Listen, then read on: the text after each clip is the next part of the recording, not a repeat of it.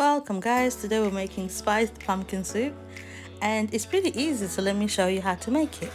We've got one large pumpkin, skin left on because we're going to roast it. We add our salt and then we add some oil.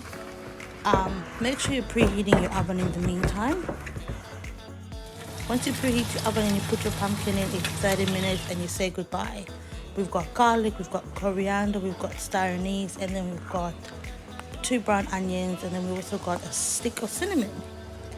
In a large saucepan, add your oil, add your onions. So what we're trying to do is, we're not trying to brown onions, we're trying to saute them, meaning make them look translucent.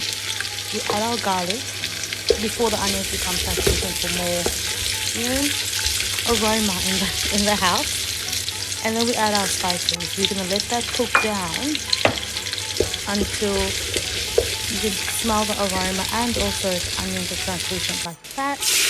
We then add 2 cups of milk and 2 cups of water with a generous sprinkle of salt. Now we go back to the pumpkin. So once it looks like this, guys, you know it's perfectly done.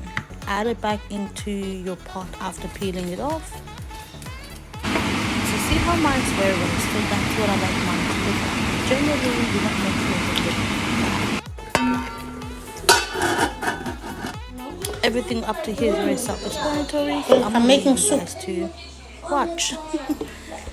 But the biggest tip that I have with my pumpkin soup in general is that I blend it till smooth and then I put it through a sieve. It's just to make sure that I catch any bits that haven't been blended, and that is the end result, guys.